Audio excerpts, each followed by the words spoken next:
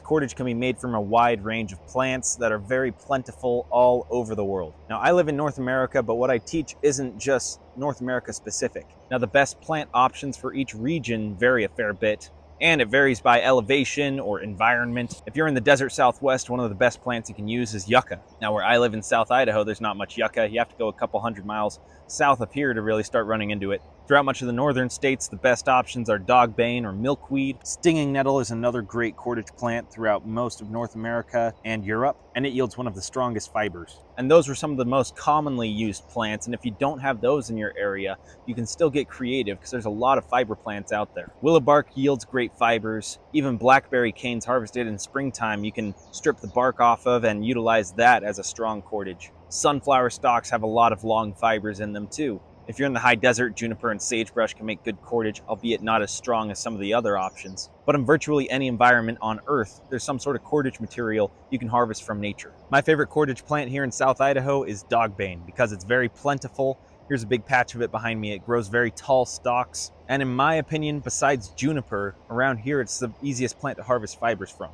And dogbane fibers can make much finer cordage and thread, strong enough for fishing line even. With juniper bark, it'd have to be a lot thicker to yield the same strength. Now, you're not going to be any good at cordage making if you can't identify the plants that have good cordage. There's no trick to knowing what sort of plants are going to be good. You just have to know the plants.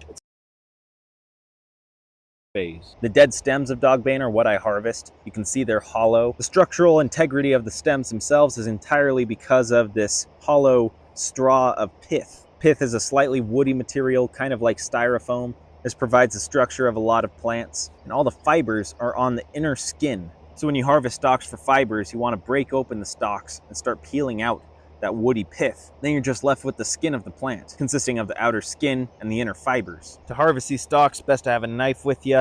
Those outer fibers are pretty hard to tear with your fingers, which makes them great for cordage. I try and harvest the thickest stalks all the way at the base. You'll almost always find it growing in damp soil as well. I go to the local rivers to forage it, where I often find it in dense stands that can create hundreds of feet of cordage. So it just takes a couple minutes to get a little bundle like this. This is just 4 stalks. It'll yield a lot of cordage. First thing is break off the stems. Here's our delimbed stalk. It's going to be fairly rigid. You may or may not be able to crush it between your fingers. Some years they grow thicker pith than others. When it's too tough to collapse, just take a rock and pound it on another rock and work your way down the length. If that stalk broken, it's separated into pieces. We're going to open it up along one of those cracks now. Just like that, pretty easy. Now for the real trick. I'm going to take that pith and bend it like that to snap it. You can see it's peeling away from the skin now. Now when you start at the base of the stalk, to start, you can peel those pith pieces away entirely and then move up, but you're not going to want to do that again. You have to change it a little bit, and here's why. When you snap and peel it again, it's going to peel a lot of fibers with it. It's important that you go back and come from the other direction too, so the splits of those fibers all meet each other. You reduce the amount that pulls off onto the pith segment. I'll show you a more extreme example of that. So go and snap the pith, just peel the whole thing. Look at that. Just rips a bunch of it with it. You wouldn't get anywhere doing that. You get 3-inch segments of fibers, which doesn't do you much good. So you snap it, peel it a little, and go back, peel the other way, meet in the middle. Any plant with outer peeling fibers, this is the way to do it. Milkweed, stinging nettle, even hemp and flax. You can even do this with taller yarrow flowers. I made a bit of yarrow fiber cordage. It can get a little squirrely and it can be hard to get all 4 at once. Just keep things from tangling and keep working your way down, and you'll get quick at it. That speed will come with time. It's pretty easy to get fast with it. And once you work all the fibers out of the stalk, there's something else we do before we turn it into cordage. There we go. There's all the fibers from that first stalk. You can see the fibers are all connected to that outer skin. There's one thing we can do to break that up a little bit and free those fibers up a little more. That is, roll it in your hands. You can see that separates out the fibers a fair bit. We can tease them apart more with our fingers.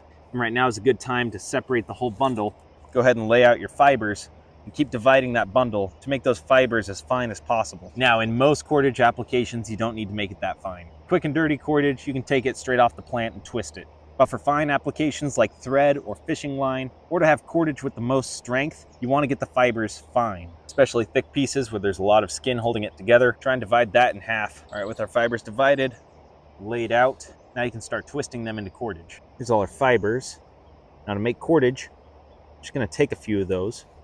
We're doing something called a reverse twist. Take your first bundle, line up any pieces, then find roughly the halfway point in the bundle and give it a twist. Twist it clockwise with your dominant hand. It should want to kink. There we go. And that kink is the start of cordage. You can see it holds together on its own. We're just continuing that kink. So now we'll hold it sideways. We have a top piece and a bottom piece. Dogbane's skin is really powdery, which makes it really slick. So it can help if you get a little bit of moisture on your fingers. Every now and then I just kind of blow a raspberry at my fingers to get them damp with saliva. Spit on them or dip them in water, whatever. It just gives you more grip. Now, with the top piece, continue that twist clockwise, but then you're going to tuck it under counterclockwise, making that bottom piece the new top piece. You can see it has continued the kink, and we're just going to continue that. Pretty soon you'll figure out how to just do it with your index and thumb, and then tuck it with your middle finger and your whole wrist. So just continue that motion. You'll develop muscle memory for it the more you do it. That's why it's always good to practice. Anytime I'm out in nature and not filming a video, I like to grab a bit of something and just start twisting cordage. Keeps my hands busy, keeps the skill sharp, helps fine-tune that muscle memory. Now, as you can see, pretty soon we're going to run out of fiber on the top side. Not only that, it's getting substantially thinner on the top side than it is on the bottom. We're going to solve both these problems by splicing in some material. To do that, grab a little bit of fiber from our bundle. If it's a thin piece, you can fold it in half if you want, make it thicker, or just grab another piece and lay it along with it.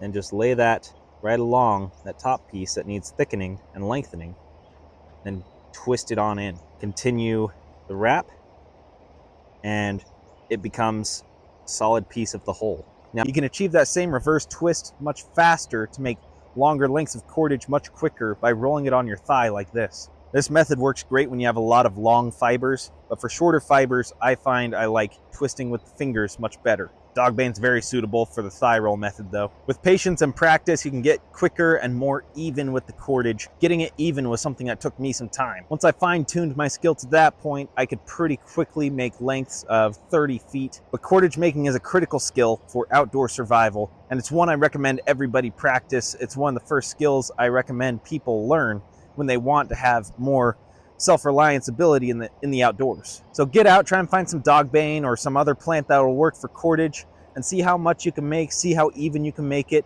Getting it even is the real trick to strength because cordage is only going to be as strong as its thinnest point. Try other plants too, like milkweed or dried stinging nettle stalks. You can even peel the fresh, smooth bark from willow in spring and summer, and it makes pretty good cordage too. I hope this video helps you.